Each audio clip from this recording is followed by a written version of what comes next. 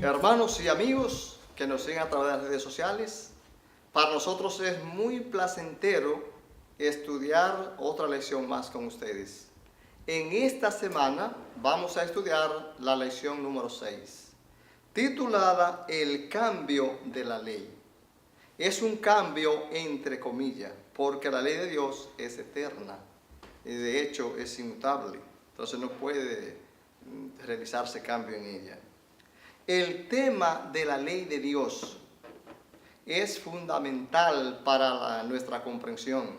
Así nosotros podemos comprender el papel protagónico que desempeñará la ley de Dios en los tiempos finales, especialmente el sábado, que va a ser el punto de controversia. La Biblia es clara y para que nosotros podamos entender mejor la lección de esta semana, vamos a empezar analizando el versículo para memorizar. Y nos dice: hablará palabra contra el Altísimo, y a los santos del Altísimo quebrantará, y pensará en mudar los tiempos y la ley, y serán entregados en su mano hasta tiempo y tiempos y medio tiempo. Para que nosotros podamos entender mejor esta lección y ver de qué se trata, tendríamos que empezar analizando los versículos 1 y 2 del capítulo 7 del libro de Daniel. Daniel 7:1 nos dice allí: el primer año del rey de Belsasar, rey de Babilonia, tuvo Daniel sueños y visiones en su lecho. Y relató lo concerniente al sueño, o sea, lo escribió. ¿Y cuál fue ese sueño que tuvo Daniel? Él dice: miraba yo en mi visión de noche, y he aquí que los 4 vientos del cielo combatían en el gran mar. Dice él entonces: y 4 bestias diferentes una de la otra subían del mar. Cuando Daniel dice aquí que él miraba la visión de noche y vio que los 4 vientos del cielo combatían en el gran mar, que los 4 vientos, se puede decir que es los 4 puntos cardinales, pero al combatir en el gran mar, por los vientos agitaban el mar, aquí significa lucha, significa, si quiere decir, guerra, conflicto, y el mar, que en este caso puede ser el mar Mediterráneo, se refiere entonces a pueblo, naciones. Y dice el que vio 4 bestias diferentes una de las otras. Bestias, animales carnívoros, que representan las grandes potencias políticas en su apogeo. Estas 4 bestias, él la describe de la siguiente manera. Dice que la primera era semejante a un león, que representa a Babilonia. La segunda era semejante a un oso, que está representado por Medo-Persa. La tercera era semejante a un leopardo, que representa a Grecia. Pero la 4ª bestia, él no encontraba no encontraba con qué compararlo, no tenía paralelo. Daniel no conocía nada con qué comparar la 4ª bestia, que se llama también el 4º reino. No había, esa bestia no tenía paralelo. Esa bestia dice que era grande y espantosa, terrible en gran manera. Tanto así que desboraba y desmenuzaba y hollaba la tierra con su pie. Y Daniel dice que sus dientes eran de hierro, metal fuerte. Esa 4ª bestia que representaba a Roma, ese es el poder persecutor. O sea, este poder era un poder más que un poder que mataba a las personas, podemos decir que era un poder genocida, porque no se sabe cuántas personas mató. Así que este poder fue a ese poder que se refiere aquí, cuando dice Daniel, y hablará palabra contra el Altísimo, y a los santos del Altísimo quebrantará, y pensará en mudar los tiempos y la ley. Y dice él, y entregados serán en sus manos hasta tiempo y tiempo, y la mitad de un tiempo. Ese poder que obró durante 1260 años. Esta profecía que aquí habla de tiempo y tiempos y medio tiempo. Usted lo va a encontrar en otro pasaje que dice hasta 1260 días. En otro pasaje usted va a encontrar que dice hasta 42 meses. En la Biblia un tiempo es un año. Si usted quiere, usted analiza cuando la Biblia dice, habla de la locura de Nabucodonosor. Una versión dice que Nabucodonosor comió paja como un buey durante 7 años. Otra versión dice durante 7 tiempos. Entonces, un tiempo es un año. Con ese entregado en su mano hasta tiempo y tiempos. Un tiempo es un año, 360 días. Pero aquí los días equivalen a años, porque es profético, y es día por año. O sea, 360 años. Tiempos, entonces, doble. Son 720 años. Y medio tiempo, la mitad de 360 es 180. Cuando usted suma 360, 720 y 180, ineludiblemente le da lo mismo 1260 años que dice la profecía. La otra parte que dice 42 meses, cuando usted suma 42 por 30, le da también 1260. Porque la Biblia no conoce meses de 28, no conoce meses de 29, tampoco meses de 31. Cuando usted analiza la Biblia, usted va a encontrar que en la Biblia todos los meses son de 30 días. Además, usted lo puede ver también en ocasión del diluvio, cuando la Biblia dice que para las obras a su normalidad transcurrieron, una versión dice 5 meses, otra dice 150 días. Cuando usted analiza, cuando usted multiplica 105 por 30, le va a dar 150. Así que entonces aquí tiempo, 360 días, o equivalente a año, tiempos, 720 años entonces, y medio tiempo, 180 días equivalente a años, que son 1260 años. Ese fue el periodo durante el cual este poder habló palabras contra el Altísimo, blasfemó el nombre de Dios y quebrantó a los santos del Altísimo, lo persiguió. Ese periodo que comenzó en el 538 y terminó en el 1798. Aunque hay que reseñar que más o menos fue hasta el 1793 más o menos, porque esto obedece a lo que dice la Biblia en Mateo 25, en Mateo 24, 22. Cuando Jesús dijo, y si esos días no fueren acortados, ninguna carne se salvará.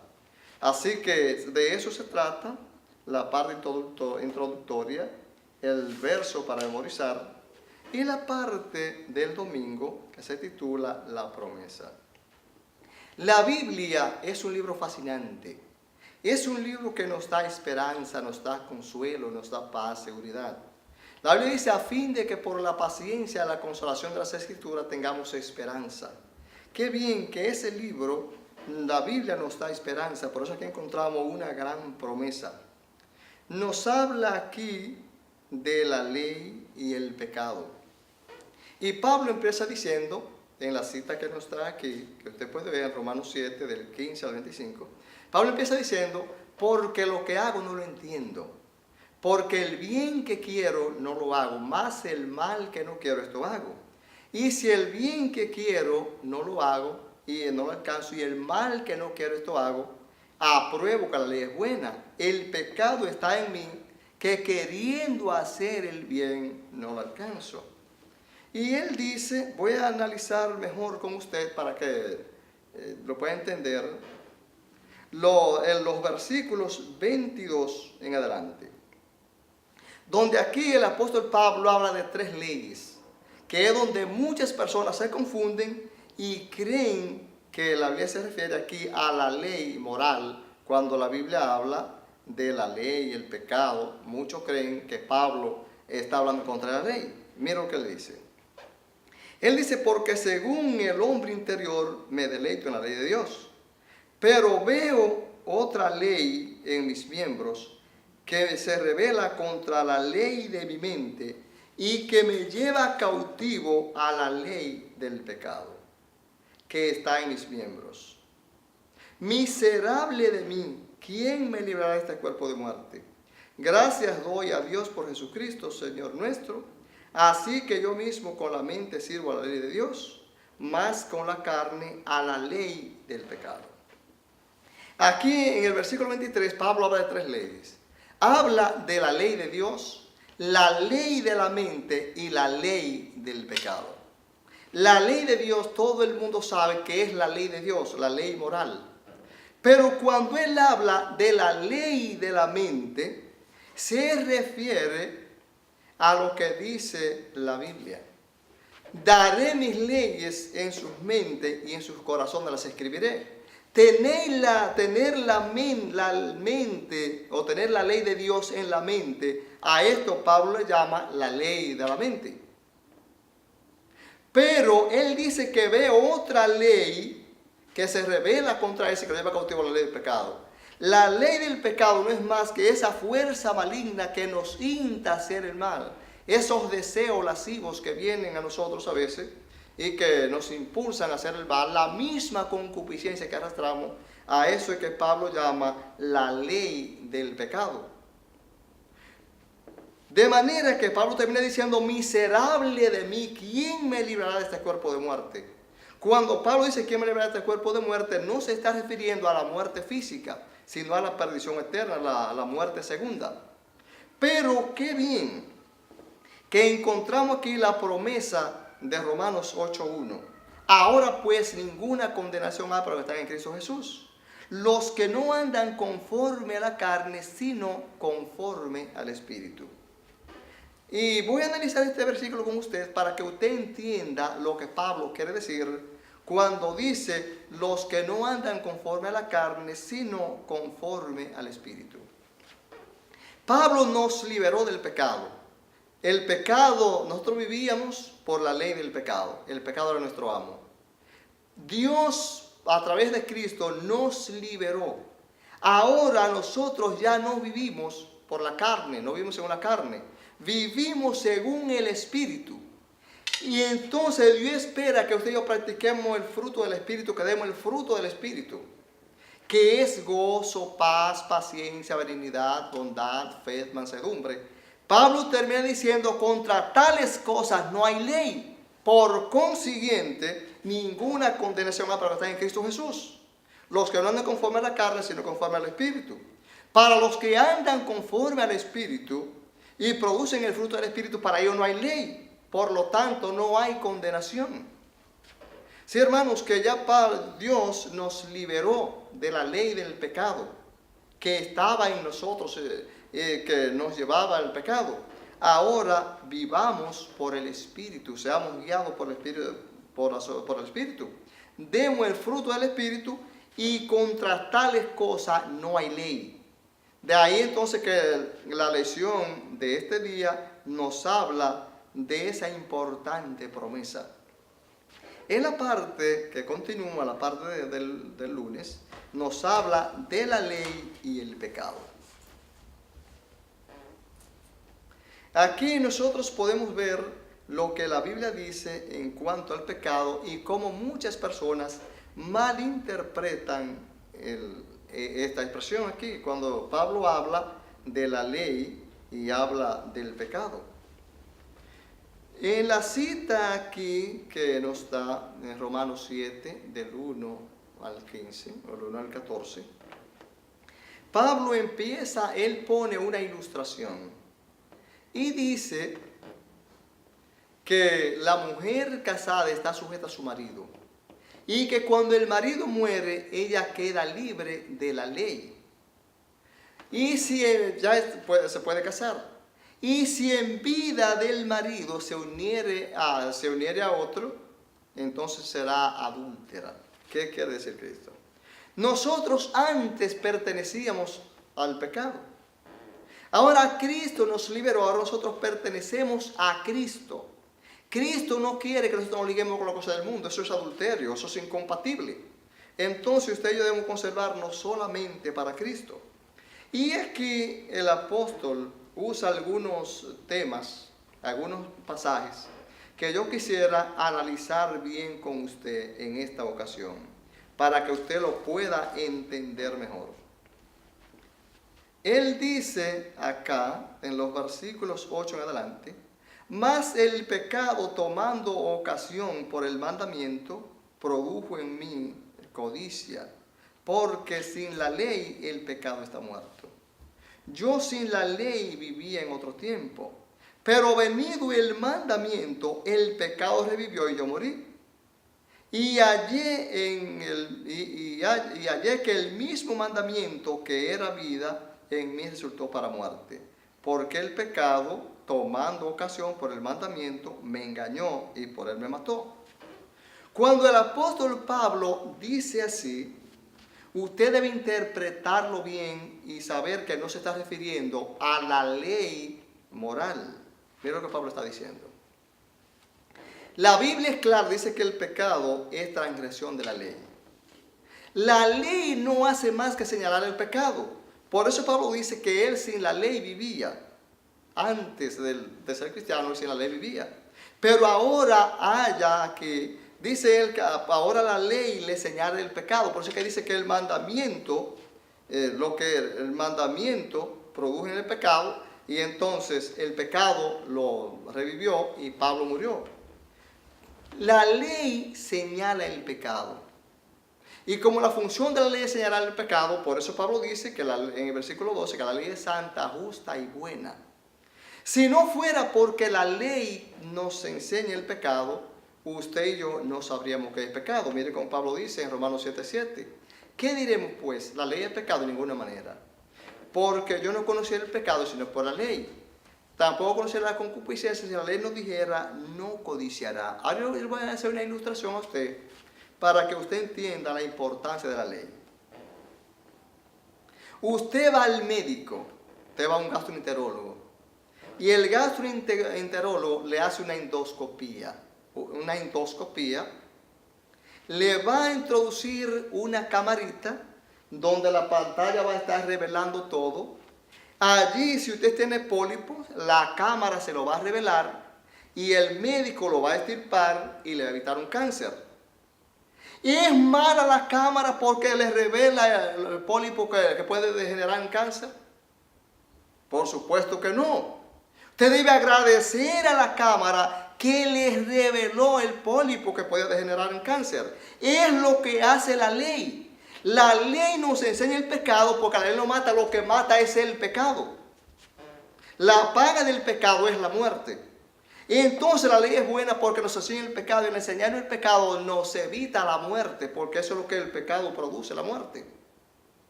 Así que Pablo aquí se está refiriendo a esa ley llamada ley del pecado, y cuando Pablo dice acá, voy a repetir otra vez para que lo entienda mejor, usted que verá este video, empiezo leyendo otra vez en Romanos 7:8. Nosotros casi nunca acostumbramos a leer, en esta ocasión lo voy a leer por amor a usted.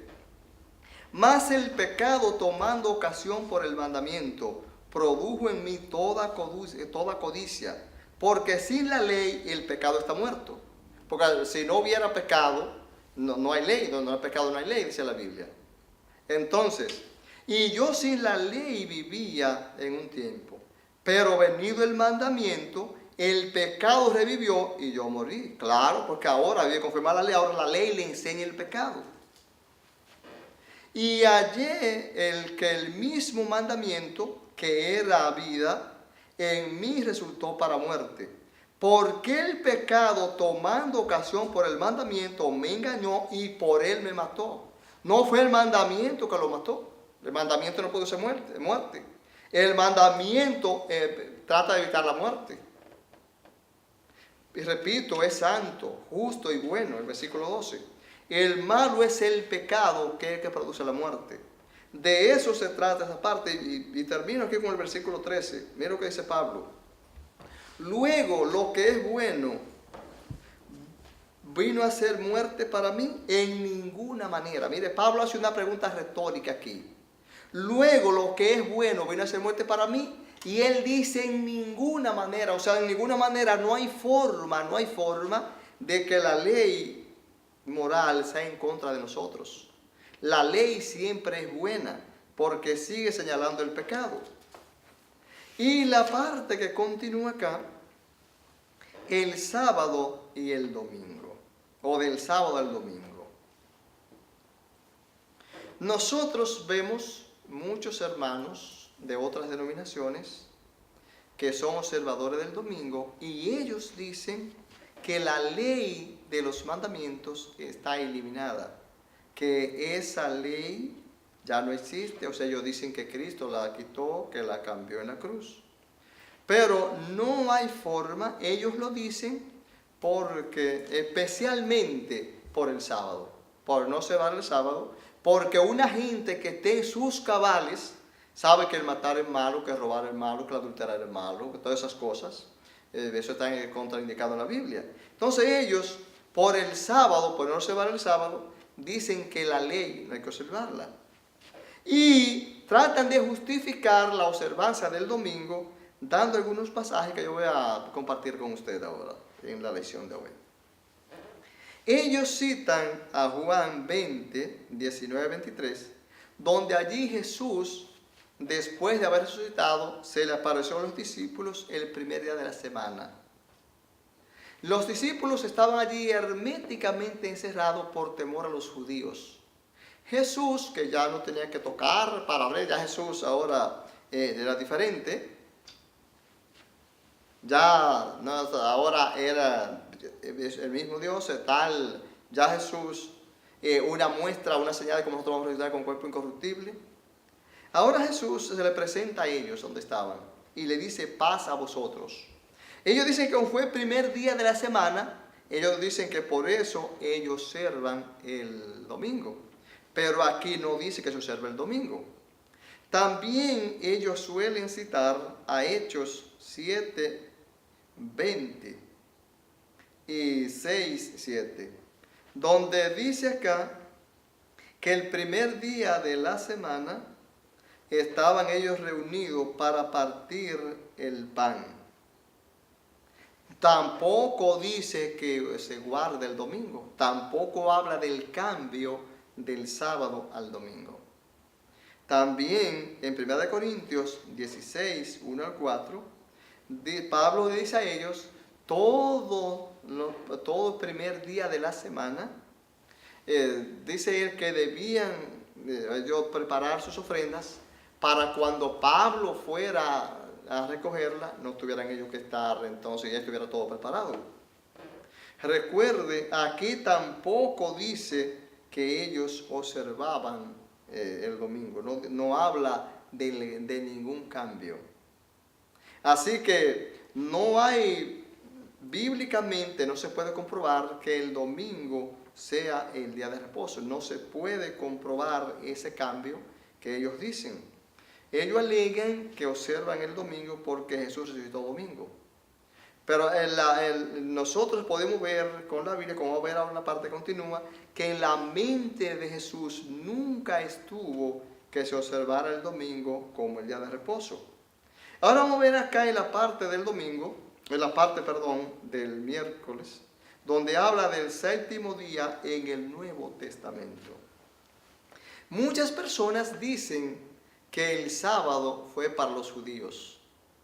Yo quisiera formularle una pregunta a mis amigos y hermanos que tanto aprecio, a ver si ellos la pueden contestar.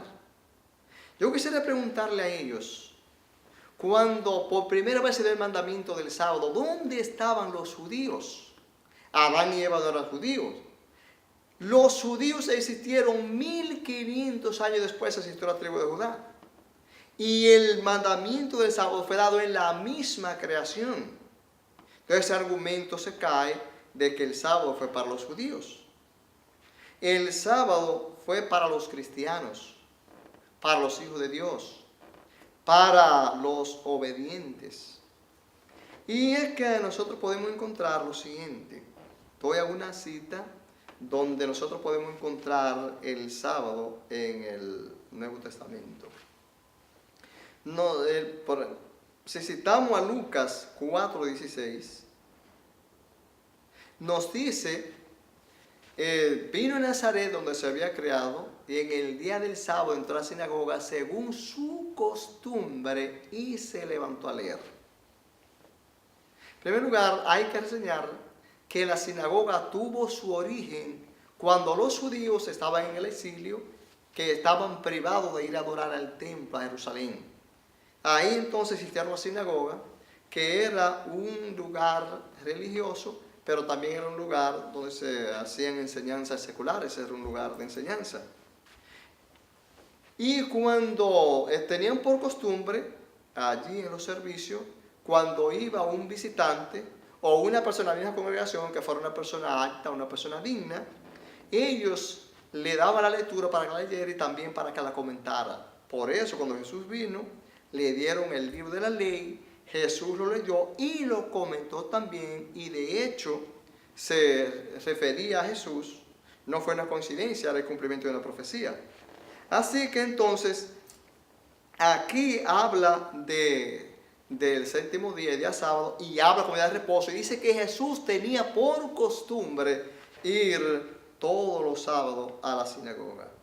También encontramos en Lucas 23, de 54 a 56, y era día de la preparación, y era la víspera del día de reposo.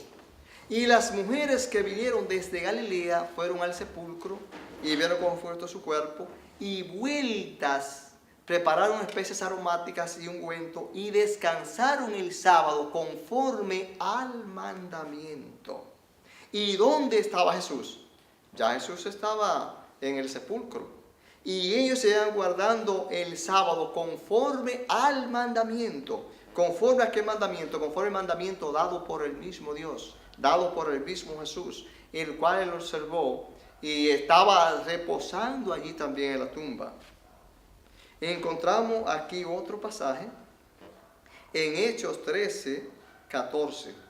Dice que Pablo, pasando de Perge a Antioquía de Pisidia, en el día del sábado llegó y allí estaban ellos reunidos. Y los gentiles rogaban a Pablo que se quedara con ellos para que le enseñara más. Y ellos lo persuadieron a que perseveraran en la gracia. Interesante este pasaje. Nosotros podemos ver que los que no guardan el domingo, los que no guardan el sábado, ellos dicen que están bajo la gracia y que los que observan la ley viven por la ley. Sin embargo, nosotros vemos aquí que los observadores del sábado están bajo la gracia, puesto que los apóstoles los animan a que perseveren en la gracia. Usted no puede perseverar en lo que usted no está. Para perseverar tiene que ser en lo que usted está.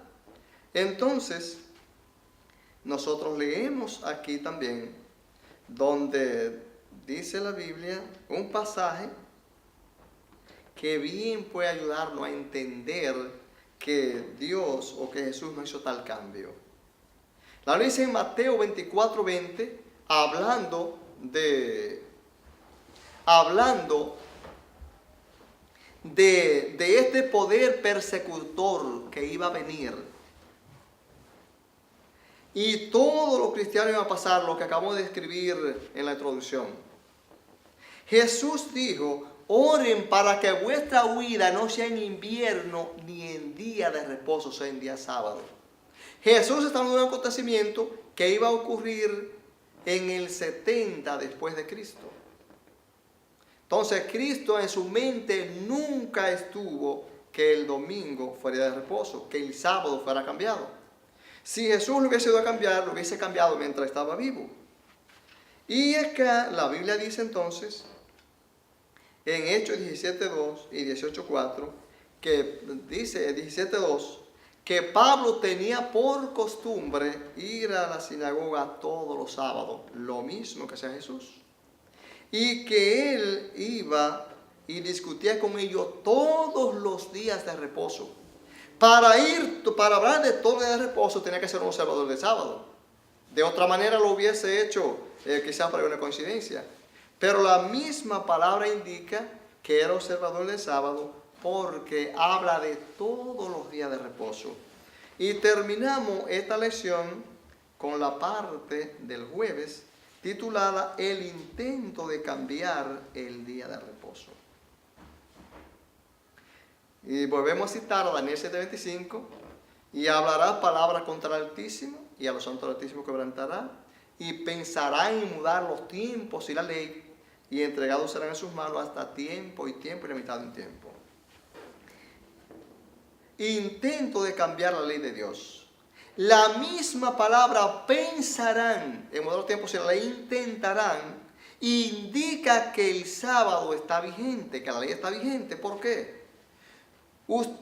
La palabra debe interpretarse correctamente.